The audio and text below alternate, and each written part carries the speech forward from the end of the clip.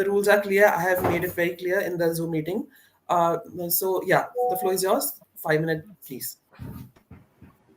Hi, thank you. Good evening, everyone. So I'll be arguing on the side of complete overhaul of the competitive examination system. Let me start off by saying how shocked I was to find out that NEET was a pen and paper examination, a national level exam for MBBS with over 18 lakh students putting their life on the line, and the paper is an OMR sheet. There's absolutely no excuse for this incompetence, and major reforms have to be considered so that we don't gamble with students' lives. I'll be arguing to scrap national level exams altogether for the following reasons. Firstly, centralization is clearly not efficient. Breaches and malpractices have been taking place for a very long time. There's no transparency or accountability in regulatory bodies, and it is extremely difficult to get a clear cut solution from them, and it causes mass confusion. Plus, private universities continue to conduct their own examinations, thus discrediting national level testing either way. Another point is that centralization does not guarantee meritocracy. Centralized testing is inherently biased towards CBSE students, and state board students don't get the same advantages that these CBSE students have. Plus, the mushrooming of coaching centers again gives edge to the privileged classes. The whole cycle of reservation debates and inequalities perpetuates because of this national level examinations. Thus, a complete overhaul is necessary to regain trust in the system. That's it from my part. Thank you, Meher. Thank you, Vaishnavi. Meher, you are up next. Since Meher is not there, Sarthak, you can go up next. All right. So, hello everyone. Today I stand before you to argue that reforming our competitive examination system rather than completely overhauling it is the most effective path to ensuring fairness, transparency, as well as meritocracy in our nation. So let me begin by acknowledging the gravity of the situation. The recent scams, whether it be the NEET scam or whether it be the UPSC scam, along with numerous other instances of several government examination papers being leaked across states, have indeed shaken the public faith in our education as well as our examination system, to be precise. However, I contend that these issues, while serious, do not really warrant a complete dismantling of a system that has for decades served as a cornerstone of our meritocratic society. Indeed, I propose, instead of that, I propose a series of targeted and strategic reforms that will address the current vulnerabilities while preserving the core strengths of our competitive examination framework. Firstly, I think we need to leverage technology in a much greater way, as Vaishnavi said. My suggestion is slightly more detailed, I would, and slightly more advanced and radical. I believe that implementing blockchain technology for question paper distribution can create an unalterable and it will make leaks virtually impossible. I think the Telangana State Public Service Commission has already started using blockchain in a few of their examinations, and it has proved to be much more efficient. Secondly, I think we need to overhaul the candidate verification process, biometric authentication, and fingerprint scans, retina scans. I think these should be made mandatory at all the examination centers, and auditing should be conducted to make sure that these are being implemented. Thirdly, I think increasing the penalties and penalizing and making sure that these people are penalized is extremely necessary, with be it for any examination malpractice whatsoever. I also feel that there should be a transparency in the evaluation process. We should implement a system where candidates can view their answer sheets online, along with detailed marking schemes and explaining them why exactly their marks have been cut. This will not only boost the transparency but also reduce the burden of RTI applications. All the students who cannot afford RTI, who cannot afford a recheck, will also should also get an opportunity to check their examination results as well as their answer sheets. And I also think we need to diversify our assessment methods. while written examinations do have their place, that they shouldn't be the sole criterion. I think some projects, project-based assessments, along with interviews, along with aptitude tests, all of these things should also be taken into consideration um, while deciding on selecting an individual for a college or for a job opportunity. I also think that lastly, we should focus on continuous improvement. Regularly, we should conduct auditing of the examination process by independent bodies, by not someone who is a part of the system, but by someone who is employed by the system instead. Now, some may argue that these reforms are not really enough because we've been trying to do them and things like that. We should start from scratch. We should completely overhaul it. But I ask you this: can we afford the time and the resources required for a complete overhaul? In a nation of 1.4 billion people, where millions appear for competitive exams each month, dismantling the entire system would create a lot of chaos and a lot of uncertainty. This can also be seen through the latest CUET examination, which was proposed by NTA and which has and I think it has been done for the last 3 years. And even then, it still proves to be extremely inefficient. And I feel like this is a clear testament to the fact that completely overhauling the system is not the way to go forward. Thank you. That was it from my side, and I'm very open to listening to other perspectives. Thank you, Sarthak. Mohit, you're up next. Thank you, Arjun. So every year in a nation of over 1.4 billion people, approximately 4 lakh people uh, embark on a journey that has become synonymous with the dream of becoming IAS officer. They prepare for the civil service examination conducted by the UPSC. This examination is known for its rigorous nature and daunting syllabus. This examination has remained largely unchanged for decades. And today I'll argue here that this examination system needs not only urgent reform but a complete overhaul. Because the current system, I believe, is contributing only to the erosion of India's precious human capital. Let us first consider the opportunity costs involved in preparing for the UPSC civil services exam. So, the opportunity cost, as we know, refers to the benefit one foregoes when choosing one option over another. So, when a ex candidate decides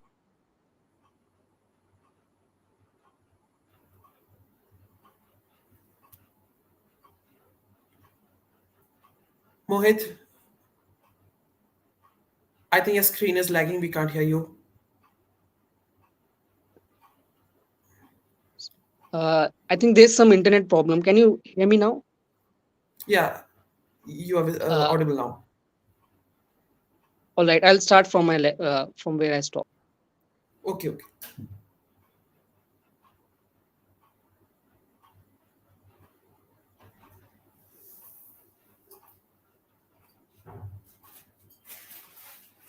I think Mohit left the chat. I think there was some problem there. Um, Sonu, can you fill in the space? Yeah. Hi, I hope I'm audible. Yes, Sonu, you're audible. Yeah. So I'd like to speak for reforms by mostly mentioning out the risks that would be involved in a complete overhaul. So firstly, I'll start with the time and the cost factor because a complete overhaul for the system would include massive costs and a lot of time would be taken up in the research and development process for an entirely new system. So that's the most basic factor that anyone would consider. And another point I would like to bring up is the institutional continuity. So the current system of examinations has existed for multiple decades now. So the basic structure for that examination and the basic process, syllabus, and everything related to it has been passed out, and everyone has learned from the previous mistakes. Even the councils for these examinations have learned from their previous mistakes, or even with the changing statistics for every year. A lot of things change, and these institutions have now somewhat adjusted to that. So if we completely overhaul this, there could be a loss of trust and institutional expertise that would be involved if a complete overhaul is done. So we have to learn from what the previous examinations have I'm sorry. Yeah. So the previous system, if we have to completely overhaul it, it will be a previous system. So if we learn from it, it's better than to just replace it with a new one. Yeah, I'd like to end. Thank you, Sonu. Meher, would you like to go next? Yeah, so I hope I'm audible and good evening to everyone. Today I will be talking in favor of implementing reforms within the Indian education system. So the in the context of India, the education, the way it has been imparted from the ancient times to the present day, it reflects on the most enduring system in the whole world. Our education system certainly faces challenges. However, it is important to realize its strengths as well and address its shortcomings through focused reforms. To enhance our education system, we need to concentrate on several key areas, which includes the curriculum. Our current one has valuable components, and it should be updated instead of completely overhauling the curriculum. It should focus on including creativity, critical thinking, and practical skills. Then teacher training also must be improved by offering them incentives to encourage the adoption of new teaching methods and ensuring that the educators have the necessary skills. Additionally, addressing disparities in education resources and integrating technology should be approached through strategic reforms. These areas require practical improvements rather than a complete overhaul of the system. There are so many systems by the government currently towards the Indian education system, such as the Sarva Shiksha Abhiyan, Skill India program, the Pradhan Mantri Kaushal Vikas Yojana, and one more transformative blueprint which has been introduced as the National Education Policy 2020. The budget allocation has surely increased from 2014 to 2018. It has reflected the rising commitment of the government towards education policies. There are areas where we fall short in achieving this holistic development. Pursuing targeted reforms presents a more practical solution, as a complete overhaul might be financially challenging and overburdening. By focusing on these areas of the education system, we can make substantial improvements, and the targeted reforms are the way to improve the education system and the education quality. That's all from my side. Thank you all. Very nice points made. Um, Arya, you are up next. Can you hear me?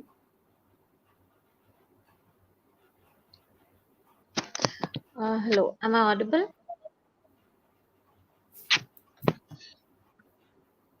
Am I audible?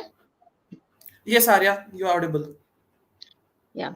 Hello, today I'll be speaking about reforming competitive exams in India and so that it ensures a sort of transparency and fairness in the education system. Competitive exams in India, such as UPSC, JEE, and NEET, are gateways to prestigious educational institutions and government positions. However, these exams are often criticized by their lack of transparency and fairness. Reforms, Reforming these aspects is essential to ensure that the system is just, equitable for all candidates. Transparent evaluation process. One of the primary concerns of competitive exams uh, is in the evaluation process. Candidates often have no clear understanding uh, of how their answers are graded, particularly in subjective papers like essay and interviews. To address this, a standardized and transparent marking system should be implemented. For instance, after the exam, answer key for objective questions should be immediately released, and students should have a right to access their evaluated answer sheets, similar to what is done in the CBSE board exams. This would help students understand their mistakes and trust the evaluation process. Fairness in the selection process. Fairness can be compromised if there is discrepancies in how candidates from different backgrounds are assessed. For instance, students from rural areas or underprivileged backgrounds may not have the same resources as the urban counterparts. To level the playing field for both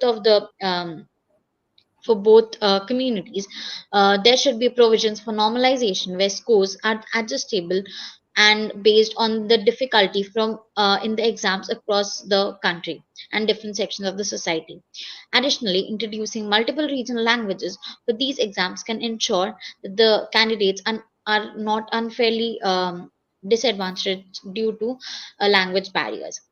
And in exams like UPSC, where interviews play a significant role and are one of the fact of matter that really help in evaluating the candidate, uh, it the it involves some sort of biasness when it comes to interviewing process. A possible reform could be that the introduction of panel interviews where multiple interviews assess a candidate, ensuring that evaluation is more balanced and reduces individual biasness. Moreover, recording interviews and allowing candidates to appeal against the perceived unfairness if they feel so could also contribute in more transparent procedure. When it comes to reevaluating and having a sort of grievance cell, a robust mechanism for evaluation and addressing these grievances is crucial for maintaining fairness. Currently, in most competitive exams, reevaluation of answer sheets is not permitted, which can be frustrating for candidates who believe that they have been unfairly marked, or are less, are think that they have been given less mark as compared to what they expected. Implementing a system where candidates can request a recheck, or at least to obtain a copy of their evaluated answer sheet uh, done in, for example, exams like JRE or GMAT, would make the process more accountable, and students will feel that the system is more transparent, and the people are really more transparent as compared to the earlier systems. There can be a use of technology when it comes to evaluating the results. Technology can play a significant role in enhancing transparency.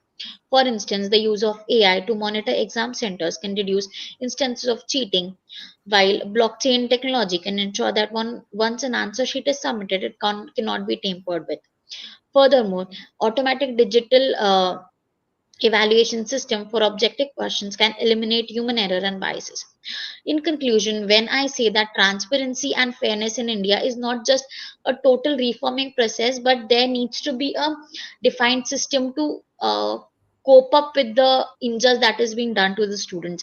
And when we say coping up with that thing, because it's really difficult for the student to get away with what unfairness and what problems that the student has particularly faced because of this evaluation. So I think it's really important to think for the betterment of students and how they will get affected if their examination results have been tempered, or the results are not really accountable and they're really not transparent. So I think one of the most important thing that the policymakers should keep in mind is that they need to think from the perspective of students and think about their mental health as well, because um, this thing, or having temperament in having tempering their results, or having some grievances in their results, it's really hampering the mental health of the student and is creating issues, mental issues, or people are really losing their hope when it comes to further continuing their studies, or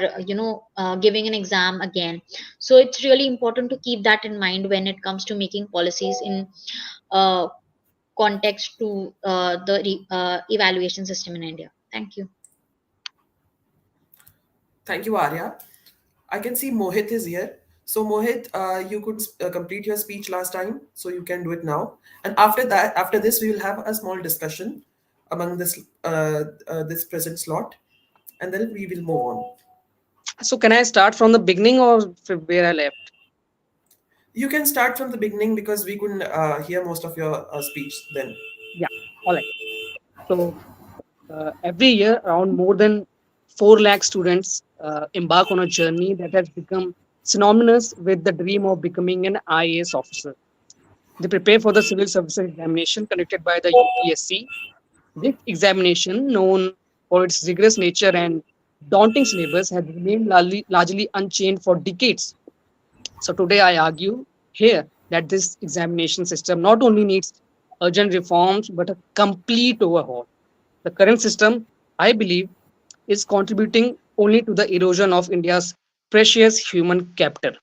So let us first consider the opportunity cost involved in preparing for the UPSC civil service exam. So the opportunity cost, as we know, refers to the benefits one foregoes when choosing one option over another. So when an ex candidate decides to appear for the UPSC CAC, they often forego immediate opportunities such as jobs and career progression, and higher studies and better salaries. But this is only uh, one half of this preparation. The other half is the cost of preparing for this examination. On an average, an aspirant spends around 1.5 to 2 lakh rupees on coaching alone. Adding this cost uh, of living in metropolitan cities like Delhi, which are hubs for the coaching centers, which are the total expenditure for living in these cities is at least 4 lakh per attempt. So the country where jobs are scarce, household incomes are declining, and the economy is struggling, the resources spent on UPSC preparation represents a significant diversion of both human and economic capital, in my opinion. Yet, despite the subjectivity and uncertainty inherent in this examination system, many aspirants continue down. Lakhs of aspirants continue down this path without realizing the need for a course correction. So the examination itself, spanning three stages: preliminary, main, and eventually personality interview, can take over at least a year to complete. Preparation for this marathon often requires at least 8 to 12 months of dedicated study before even attempting the preliminary stage. So for those who fail at any stage, the cycle begins anew the following year. The concept of sunk cost, expenses that have already been incurred and cannot be recovered, traps candidates in a vicious cycle. With each additional attempt, they become more entrenched, chasing the elusive dream of becoming an IAS officer, often at the expense of their original career aspiration. This brings me to my another critical issue: the erosion of skills. So, according to a latest annual report published by UPSC itself, 77.7% candidates recommended as per the final merit list are graduates, rest 22.3% are postgraduates.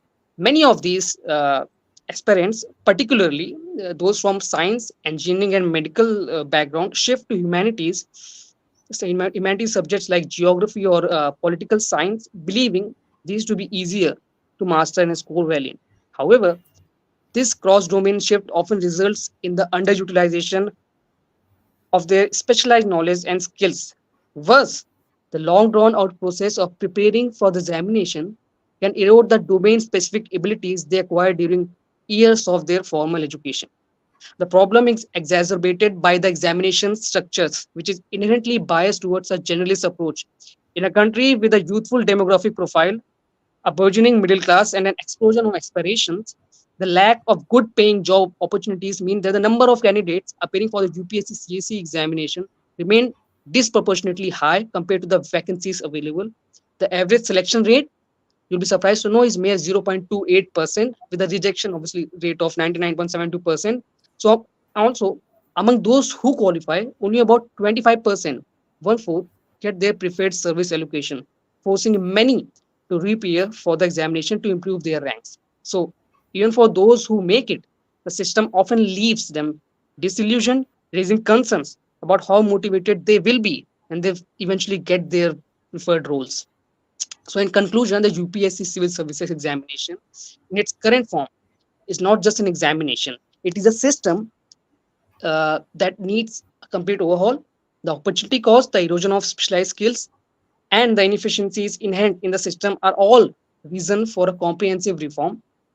I think it's high time we rethink how we select our top civil servants, ensuring that the process is not only fair but also efficient and truly reflect the diverse talents of the youth or people of our country.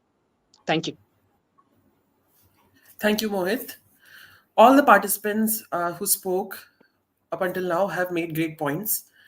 Before we move ahead, I would like to open the floor for any kind of discussion. If you have any points to make, additional points to make, if you like the points made by the speakers who have spoken up until now, if you want to add something to them, or maybe give a rejoinder or rebuttal, would you like to do that?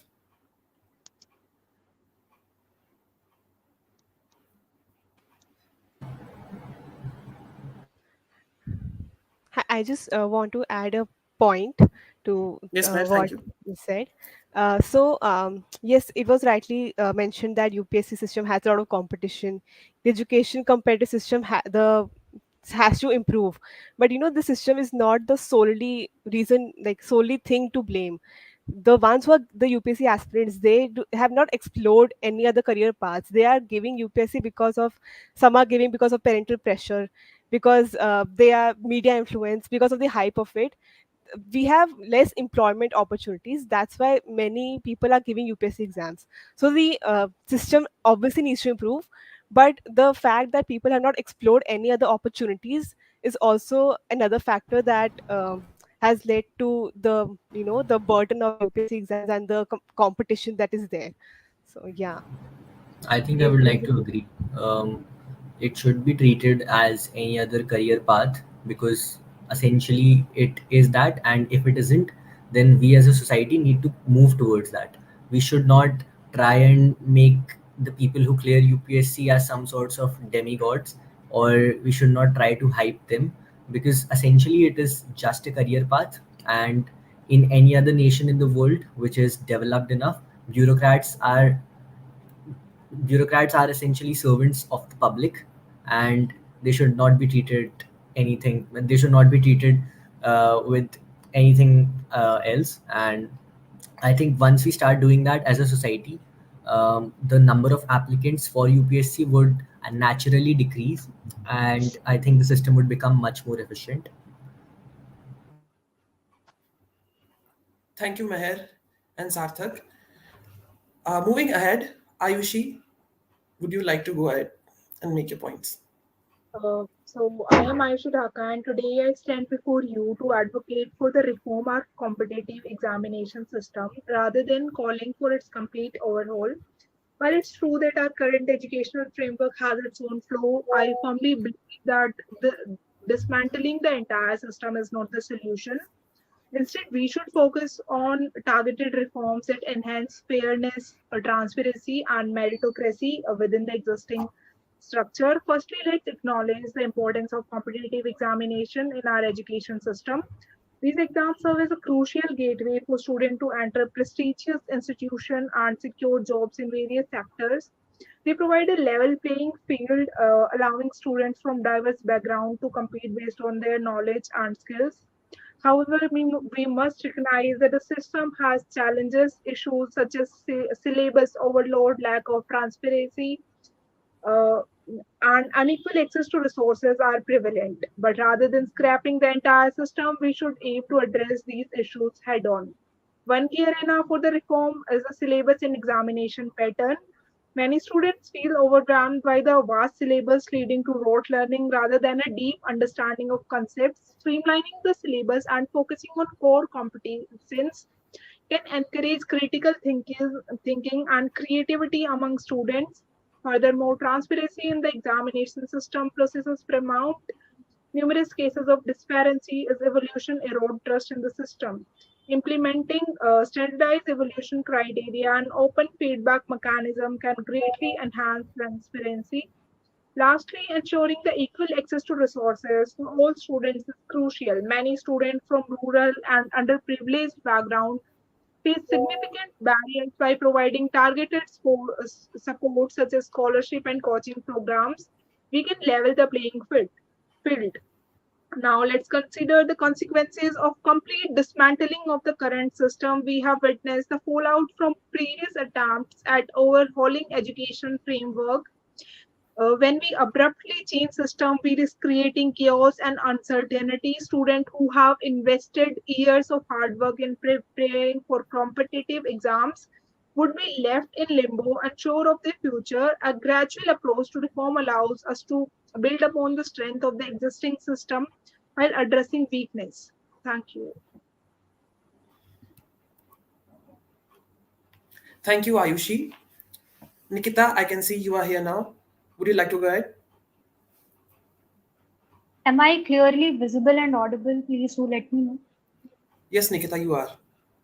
Okay, so good evening, everyone. Today I'm going to speak in the favor of reforming the existing system as opposed to a complete transformation. So India is the most populous country in the world and the world's largest democracy. Now, the moment I complete this sentence, one thing is quite clear that we are going to face a pertinent challenge of resource allocation. And this challenge is going to be even more intense with time given our population. Also, we have to ensure that this process is going to be just and democratic because as we live in a democracy, our bare minimum expectation from the state is that we are going to get what we truly deserve. But the only way through which this can be done, I think meritocracy, preference to meritocracy and competence along with equity rather than literal equality is the way to go. But when we question and when we say that we are going to completely transform the present competitive examination system, then I think we are posing a serious question on the importance of meritocracy in the current system. I think all of us in this panel would agree that there are loopholes in the present system. That is why we are having this discussion. But that can be tackled with a strategic reform rather than going for a radical change. Because competitive exams like JEE, NEET, CUET, they give best opportunities to those who truly deserve, who have earned it through their hard work and intelligence. And the problem is not with these examinations; it is with the way they are conducted, with the implementation. What we are witnessing with NEET and UPSC, be it examination leak, document forgery, or unregulated grace marks to students, all of this is a blot to the sanctity of these examinations. And the answer to this question is transparency and accountability. Clear guidelines, FAQs, grievance redressal, strict monitoring, document verifications, these measures should ensure transparency. And all the officials who are involved in conducting these examinations, they have to take the accountability. Because malpractices, see, let me be very honest, they would be there in this system or any other new system. Till strict adherence to law is ensured. Now, there are other complaints from these against these examination system. One would be that these exams give tremendous pressure to students, and also they give rise to coaching institute. They charge a hefty amount from parents, and they over glamorize this examination, which puts even more pressure on the child. So I would definitely agree that yes, these problems exist. These are genuine concerns, but again, the problem is not the competition. It is the consequence of this competition which leads to all of this, because we all of us would agree that the consequences of these competitive exam is like a zero sum game, where if I have to sum up it in one line, I would say if you win then you are sorted, if you lose then you are screwed. This is a winners take it all mindset, where if you win in this particular examination then you are given a career which you admire and which you like. And I think NEP 2020 is trying to change that mindset by ensuring that a child should have a multifaceted personality. One exam should not decide the child's career. He should have the sheer skills to get the job or to get the opportunity which he wants. That is why they are introducing skill based learning, vocational courses. Now, I think I would like to make a shameful confession, and I think we all have the similar past that we used to study 15 days or a month prior to our college or school examination. Now, that sounds fun, but let us look at a different picture. When you have to prepare for a competitive examination, then one thing is sure that you have to be consistent with your efforts for a long duration. That's how you would ensure your success. So, when a child decides to prepare for this examination, then he has to be consistent for a long period of time. He has to be disciplined. So, along with getting conceptual clarity in a subject, he is developing a very crucial skill, which is development of work ethic, which includes discipline, focus, consistency, and an ability to work under pressure. And no matter how much the job market is evolving, all of us would agree that these skills would always be valued. That is why we are seeing IITians excelling in various fields, because they earned these right skills through their hard work at a very correct age. Now, speaking of UPSC, CSC, reforms are needed, no doubt about it. But also awareness among students is important. Do not make it a do or die pursuit, and do not think that this is the only goal of your life, because the age of 21 to 32, it is of high potential. You can contribute to the development of the nation in various ways, and clearing this examination, entering into the administration is only one way among the others. It is not the only way. But saying that, I would not say that this examination is futile and all. I would say that this is for any active citizen who wants to be a part of policy implementation and at a later stage, even policy formulation. Clearing this examination is like a key to the door of possibilities. But that being said, it doesn't mean that if one door is not opening, you would be blind to all the others too, all the other doors. At the end, I would like to say that the current system could be changed in a very beautiful way if we ensure transparency, accountability, if examination pattern and syllabus evolves with the demanding and changing time. We do not need a radical change. We just need a well planned, thoughtful, strategic plan to change today's reality. At the end, I would like to thank you all for being patient listeners. Thank you. Thank you, Nikita. Lot of good points and opinions that have been raised here, and I would like to give my opinion towards the end. So for now, I would like to open the floor for discussion. Vaishnavi, I heard that you had some follow-up questions. Right. More than questions, I think follow-up points for certain opinions that were stated. From the very beginning, someone stated that blockchain technology could be used to verify. Biometric verification could be used for screening of entering the testing agencies. But with the current situation of data security and privacy in India, that would again require a lot of IT reforms, and you need to have a lot of infrastructure in place to ensure that these biometric verification do not lead to any data leaks.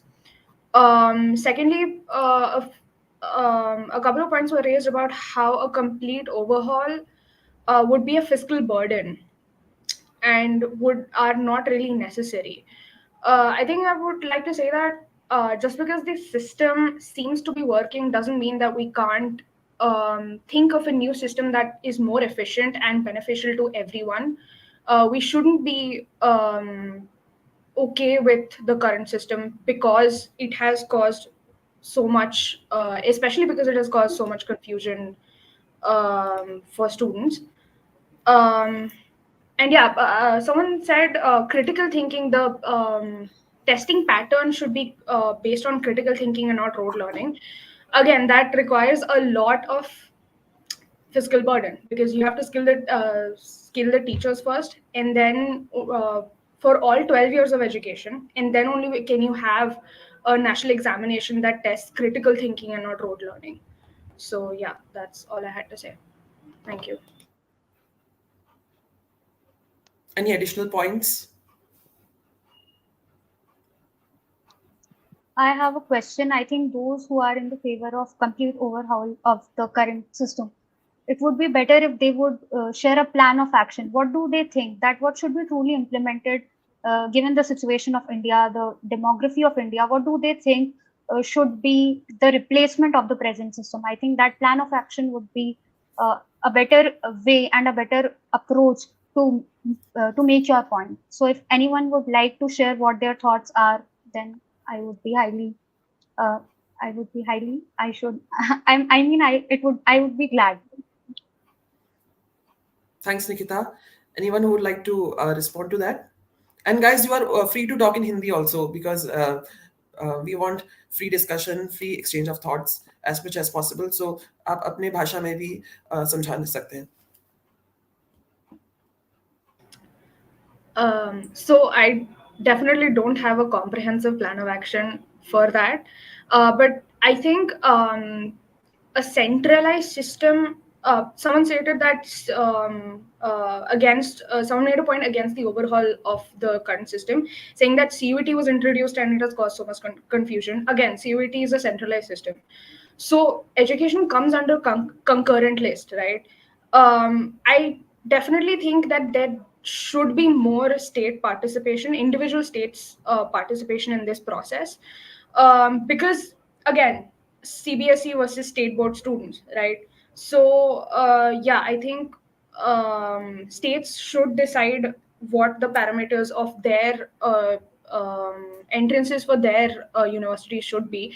That would also ensure that a proper reservation system is also taking place because demographies across India is different. Caste demography is different. So definitely more state participation, I would say. 1 point. Yeah. Yeah, I would really like to agree on what Vaishnavi said, like, involving more participation of state and center, because as she stated that it comes into concurrent list. So there's really a need. of having a proper agreement and sort of deciding force between the central and state government, because in most concurrent list it's a sort of an thing where central government is more dominant when it comes to making any of the decisions in the concurrent list. So I believe that there's really a need where the state board and CBSE board, like the state and and the government, come into a same plane and particularly think of the betterment of the students rather than hampering their mental health, I would say. Thank you, Arya. Any more points? Uh, I think infrastructural development would be the for. I think it is a long process, but I think when a child is not able to get a tier one college, and when he looks at the situation of tier two college, that is something which hampers their mental health. So if we would focus more on infrastructural development, I think most of our problems would be resolved. That even after losing or even after not getting what you desire, you are getting something which is good to go. You're not getting something which is I would say, so unhappening that you are completely disgusted with the examination process and you are getting anxious and then you fall into that vicious cycle of depression. I think it is on the part of government that infrastructural development should be our topmost priority. Also, along with that, all these other competitive exams, for example, UPSC, CSE, where if you win, then again you get the job, you get whatever service you desire. But all of those aspirants who have made it to the prelims, then to the mains, they are left with nothing. At least there should be a system to accommodate these brilliant minds because they have cleared again prelims, and clearing prelims and mains is not an easy task. So there should be something for something done for those who do not succeed in this examination. We are doing a lot for those who are getting success. We are providing them the best opportunities. But along with that, I think it should be our responsibility to take care of those who failed this examination. That is my point. Thank you. Thank you, Nikita. You are very correct. In our current system, competitive system, examination system, like for example, the UPSC, when a person fails, for example, the main after the prelims, the main portion of the exam, then he comes back to again square one. So it's a very skewed system where the person has very low probability of making the cut, and the problem is also that without bureaucracy, the seats are very limited, and people who appear in these examinations are in large numbers. For example, in 2018, around 10 lakh people had applied to write the UPSC exam, out of which only 5 lakhs appeared, and the total number of intake that year, in the end, was around 700 to 800.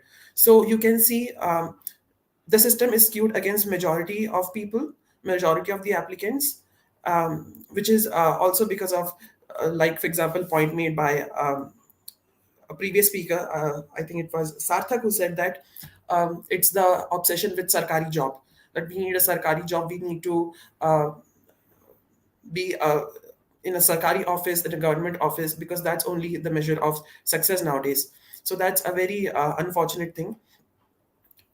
Do we have any more points, rebuttals? Otherwise, I will move to my opinion now.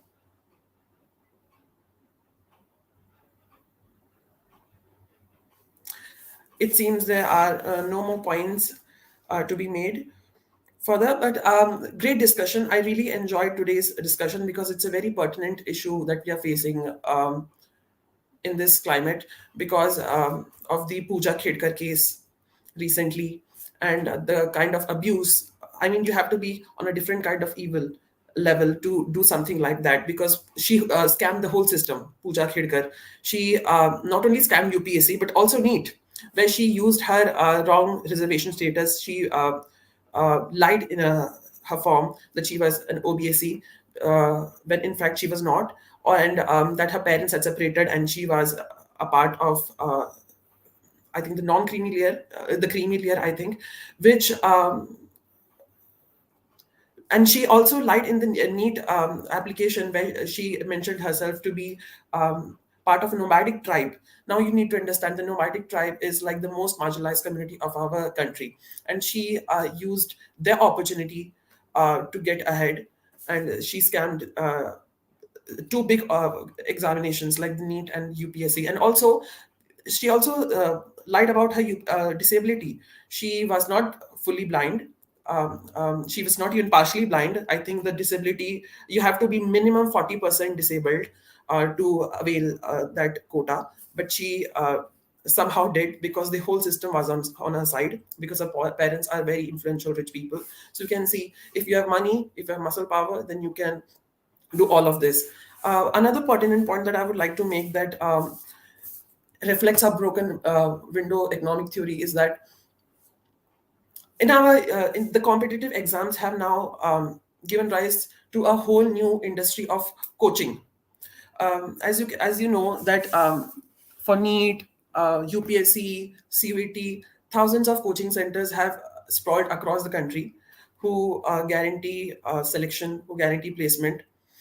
And I was just checking the stats of the Ministry of Finance. In 2019, 2020, Ministry of Finance collected 2,240 crores from these coaching businesses, taxed at a rate of 18% GST.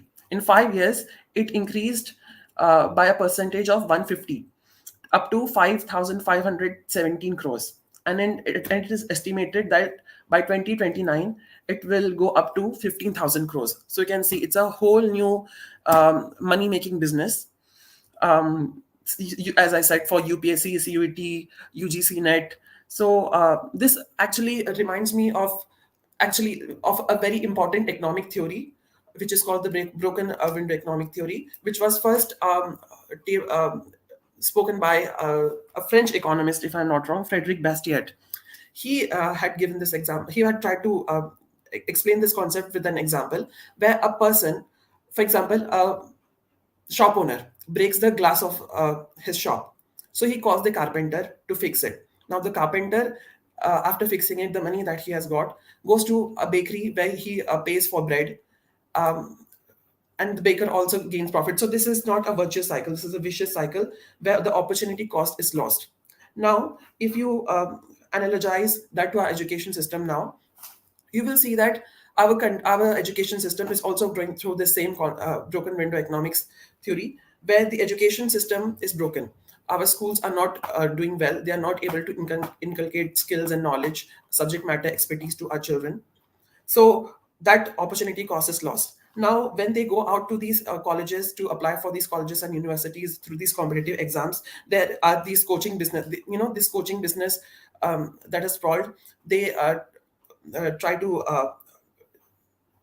kind of grapple on with this issue, and milk this issue to the best that they can by charging huge amount of fees, money from these families, from these aspirants, and which has now given birth to this sprawling industry, which is honestly has caused a lot of damage, I think, to our student population. If you know, there are places in Delhi like Mukherjee Nagar, Rajendra Nagar, which have become these hotspots for coaching centers, where they demand a lot of tuition. I mean, the teaching conditions are not good. The tuition fees are high. Children barely are able to afford these coaching classes, and they live in subhuman conditions in basements, as we saw what happened in with the Rao academy case in Rajendra Nagar, where children died because classes were being held in basements, even in basements. So you can see how subhuman these things are.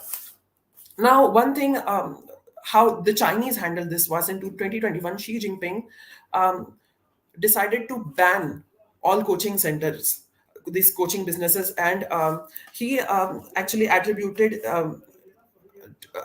this step towards profiteering of these coaching businesses, as well as straining the finances of families, causing inequality and wasting family lines, and taking young people away from fun, because this is what we are doing. I mean, remember there was an ad, I think, during the COVID period, where an organization was claiming that they were going to teach kids as young as 6 to 7 years coding, an age where they should be playing with toys, they were asked to learn coding. So this is how these coaching institutions, organizations, or edtechs are milking this issue to create profit and earn billions. So in 2021, going back, Xi Jinping had banned coaching institutions that say that they provide for a GAICO, which is a UPSC equivalent examination in China. And when this happened, $1 trillion were lost in the stock market, which caused even greater panic and loss than the 2008 financial crisis. About 50 to 90% of profit wealth of most billionaires who have started their business in edtech lost their wealth, and we also saw this happen with Byju's, which is also very similar, was milking this issue to their benefit. So all in all, I just want to say that reforming the issue or overhauling the complete system is very, yeah.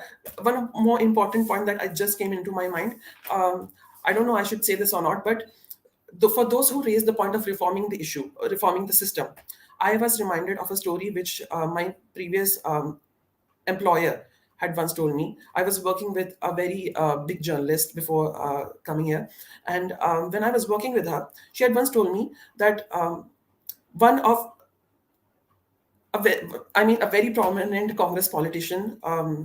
I shouldn't take his name maybe because we are live on camera.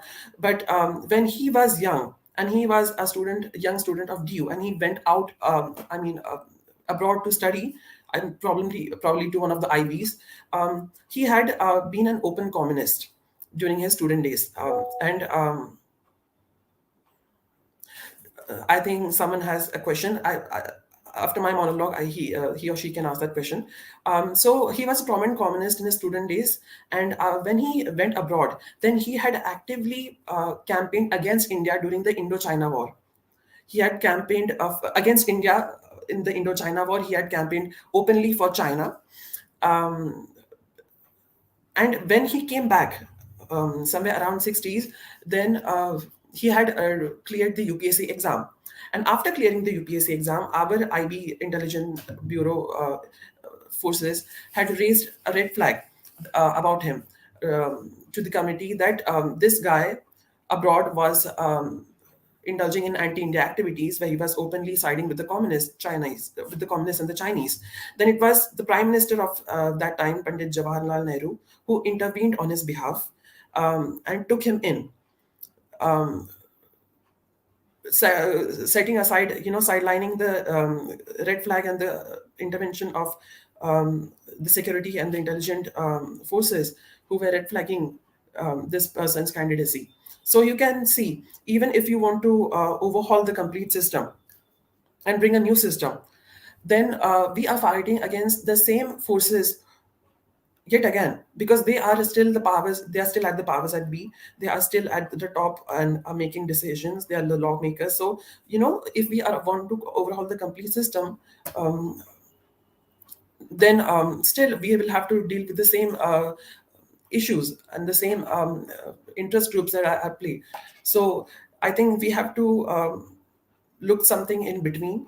We have to take a middle ground, and maybe there are both pros and cons about overhauling the system and reforming the system, but we'll have to find a middle ground, because that's the only way probably.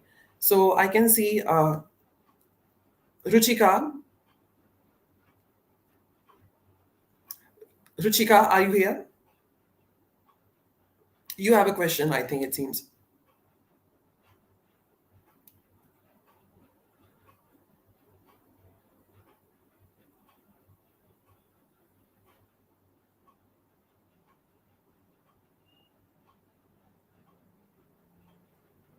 Ruchika, you have raised a question. You said that you have a placement-related assessment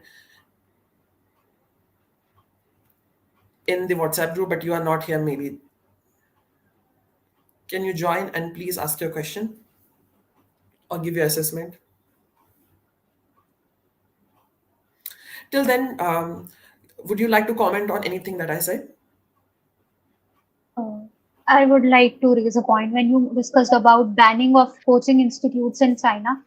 Again, I think it's a radical step because some people they really want guidance, and we want good educators to be a part of teaching community. And as we all know that human beings are driven by incentives. If you would not have any incentive, then you would not be a part of any kind of pursuit. But that being said, we cannot take radical steps like completely banning coaching system and then giving free access to coaching system. I think they both invite the same disaster. As you rightly pointed out, we have to take a golden mean concept, Aristotle's golden mean concept, that we have to take the middle ground in order to address these challenges. Absolutely, Nikita. It would be a radical step because the Chinese are a very radical community. Um, they take these bold steps, but our government, we are a democracy, so we have to take everybody on board. And you are absolutely right. My theory was that we have to repair this broken window economics, because because of this one leakage we are losing the opportunity cost, which could have benefited our country a lot. And you're absolutely right about the golden rule theory by Aristotle. We have to find the middle ground.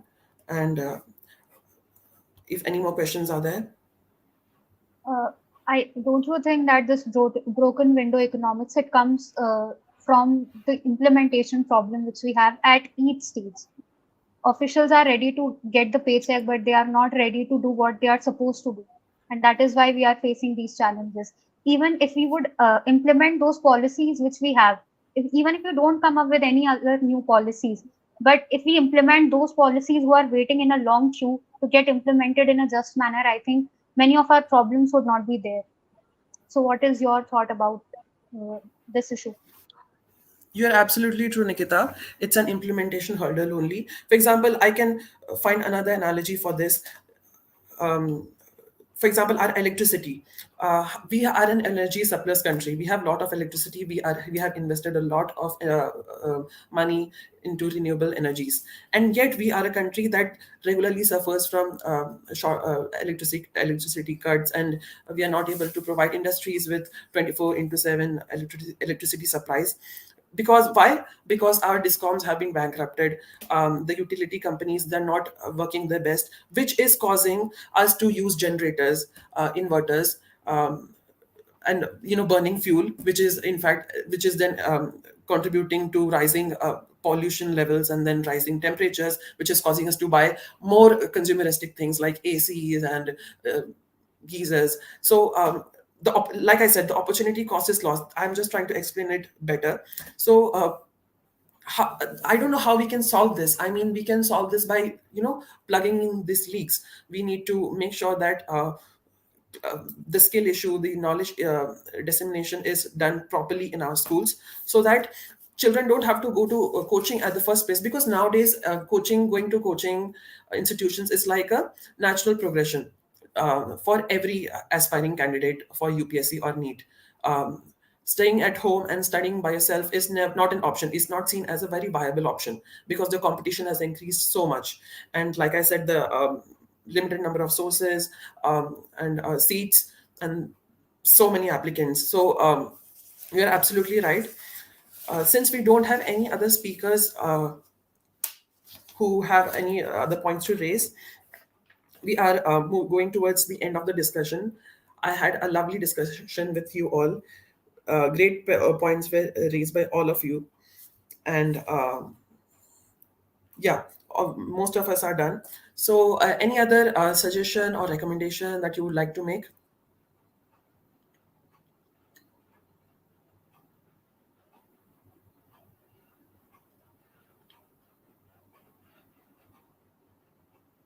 Since we don't have any more suggestions or recommendations, I think we should call it a day. I had a blast with you all. Thank you so much for participating and giving your time and your very pertinent points. And looking forward to hear from you in the next Policy Manthan. Thank you so much for participating. You can start leaving now. Good night. Thank you. Good night. Thank you. Thank you.